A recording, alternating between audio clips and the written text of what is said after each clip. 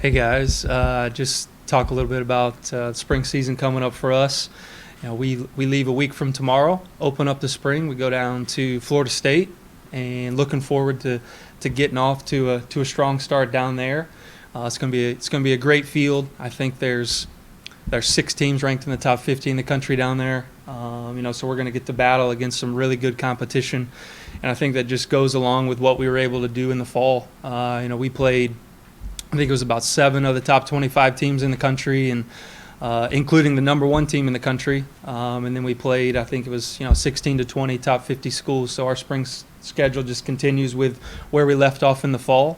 And I think we've seen some really good improvements from the end of the fall season through the off season to now. I'm excited about what I've been able to see in a lot of guys, a lot of our players. And we just came off probably our best practice of the year yesterday. We were able to get out. We played. We produced some good qualifying scores. It's been a tight battle to try to find out who's going to go to the first event, and it's been fun to just kind of get back and compete. But I think as much as the qualifying is important process for us, I think the guys are just looking forward to getting out, competing against other teams, and getting to travel. And like I said, we go to. Once next week hits and we travel to Florida State, it's just kind of bang, bang, bang. After that, we go Florida State. Then we go out to Michigan's event out in Arizona.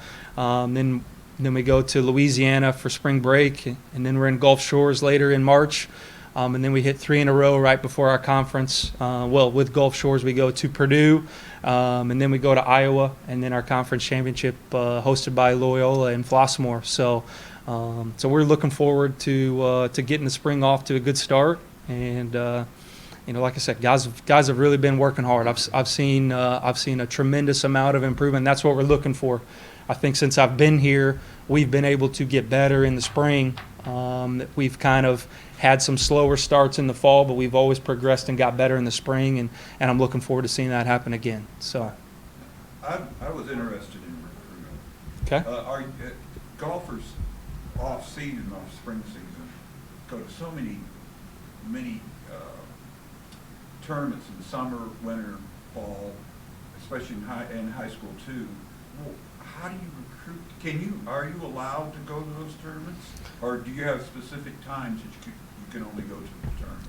Right. So basically, you can recruit at any tournament at any time. It's just a matter of being able to when you can speak to them. That's kind of where the rules are. So there's certain timelines to it. Just like other sports, there's certain timelines when they're, after their sophomore year in high school. That's when we can send out an email and a phone call for the first time. I know several international players. How do you recruit them? Just on film, or somebody?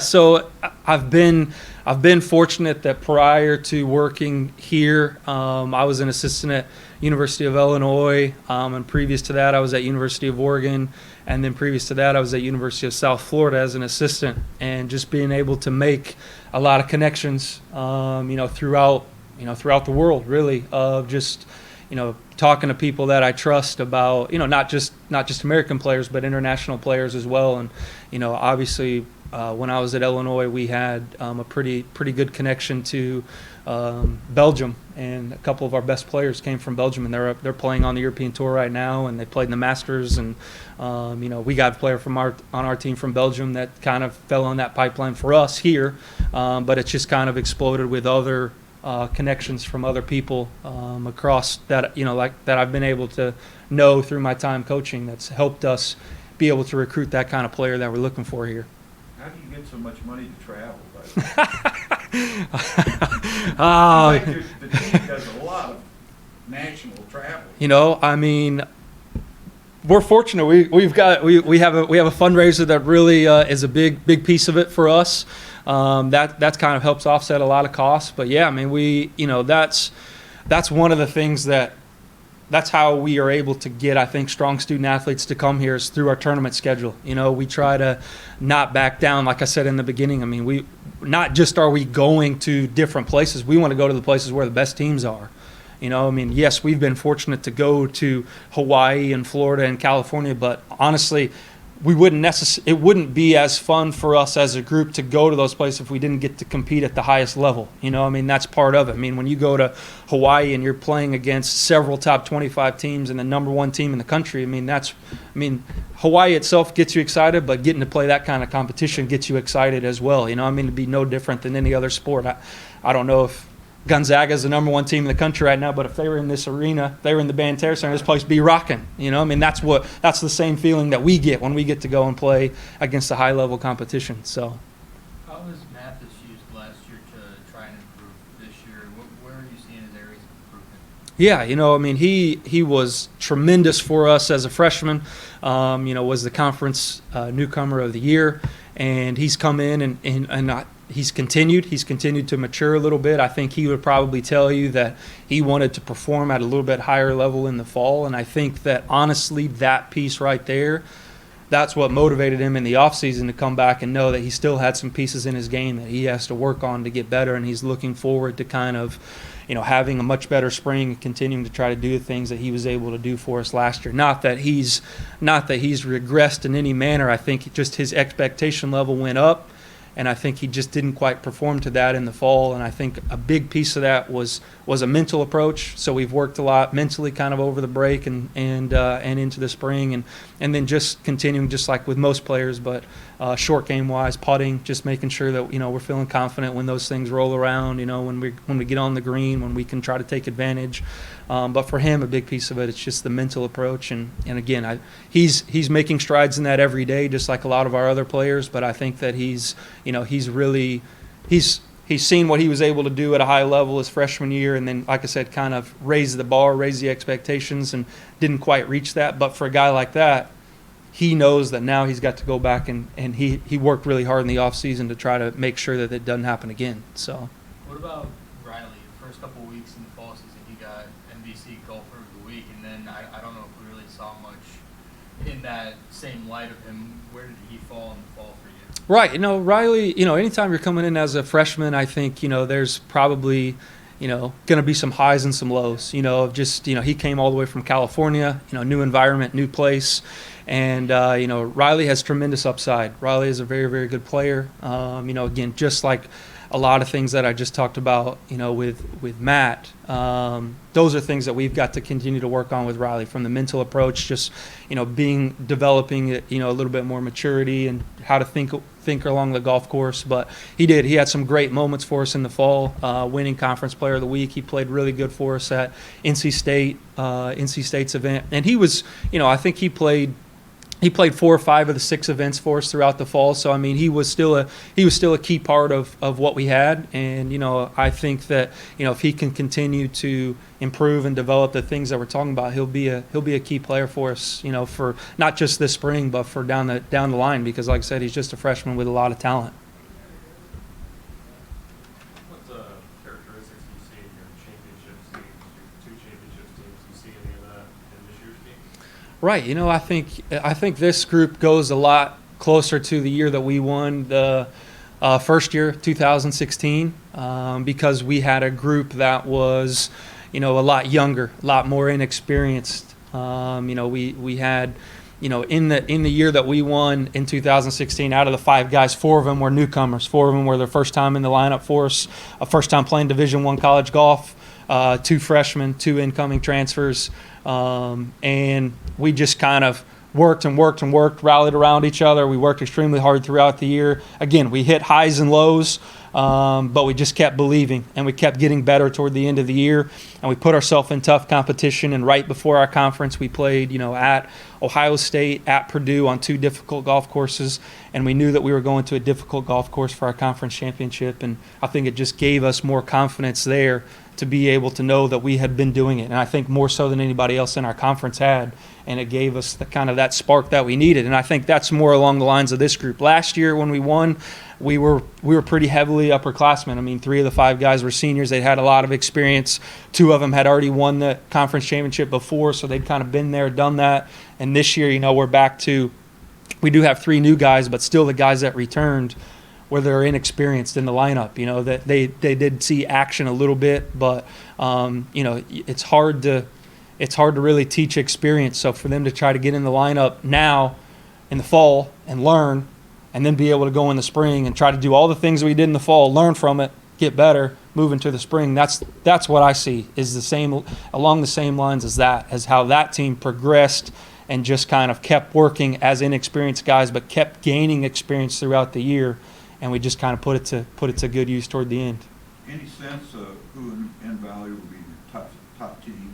I would imagine it's hard to scout a team because you don't really go head to head with the Valley people until you have the conference tournament, right?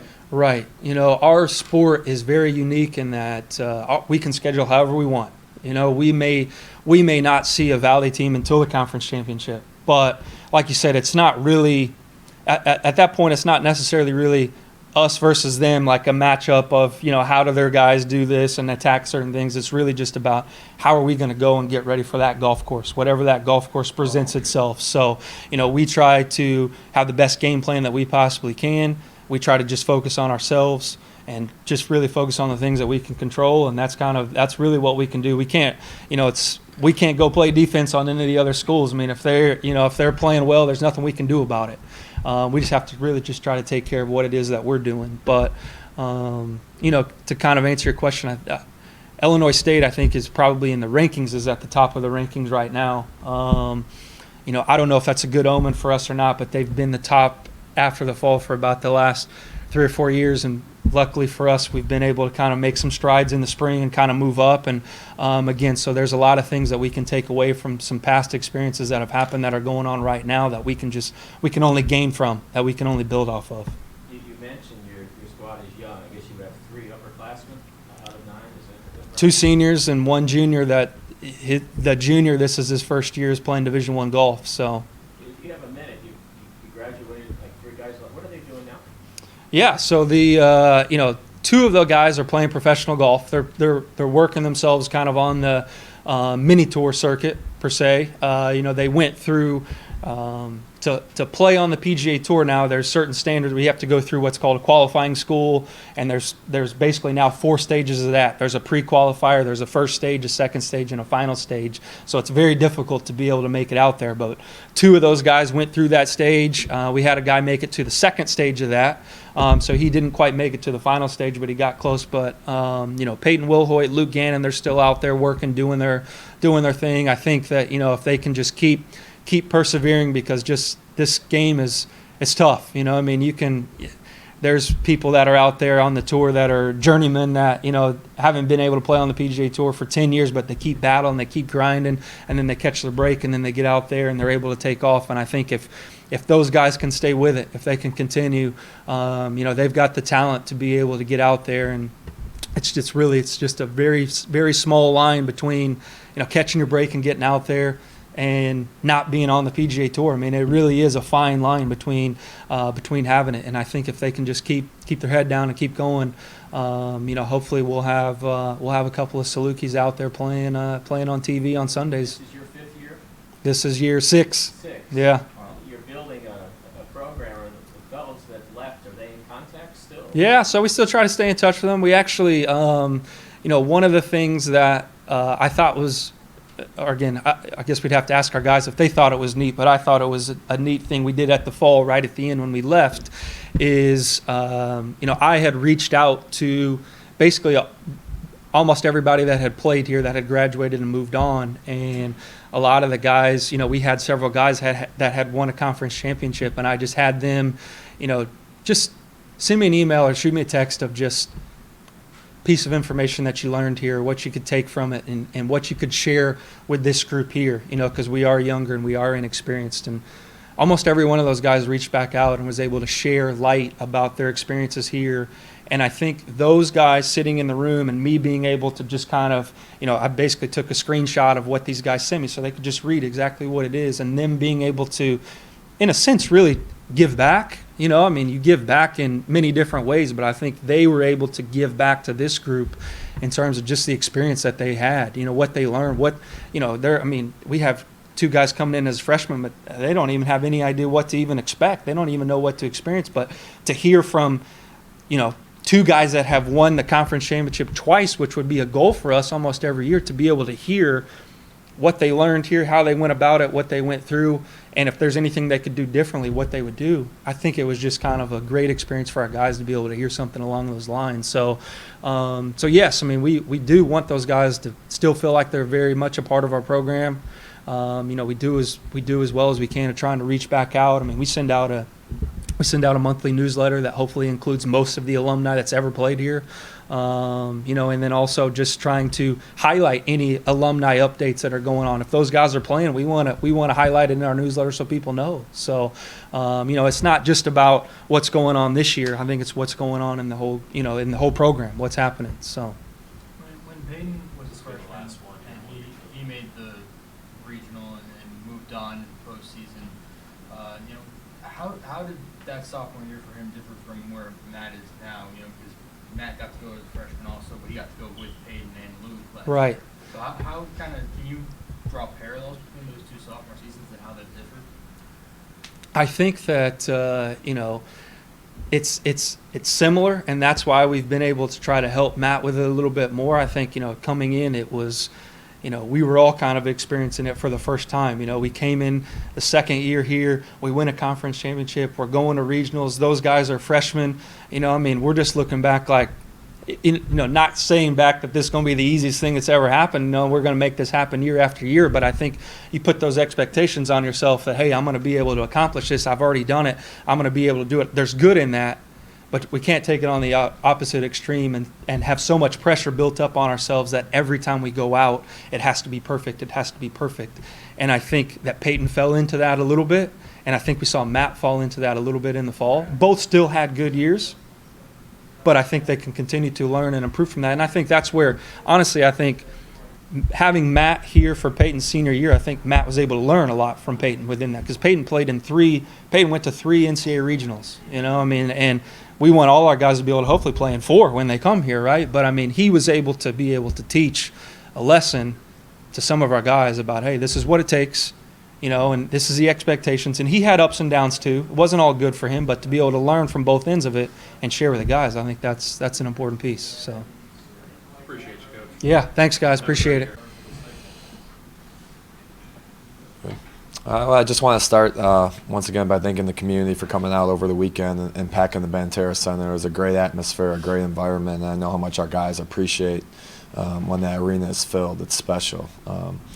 Moving on to Valpo, it's going to be a tough challenge for us, obviously. They played us extremely well here the first game, and that was a long time ago. Both teams, I think, are a little bit different. Both teams have improved, and with Fazekas back for Valpo, they're a much better team. They just played Loyola very tough at Loyola.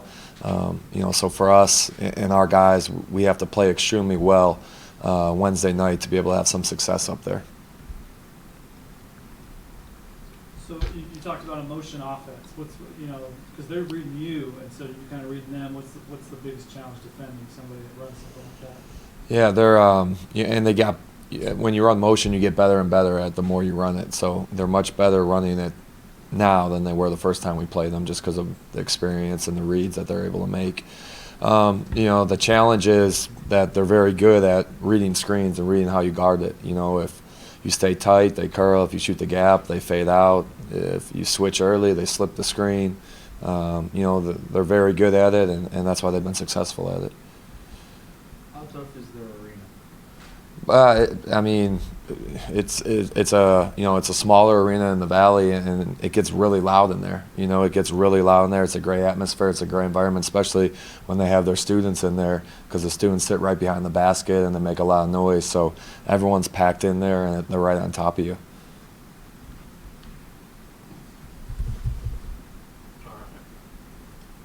Coach, everybody's healthy?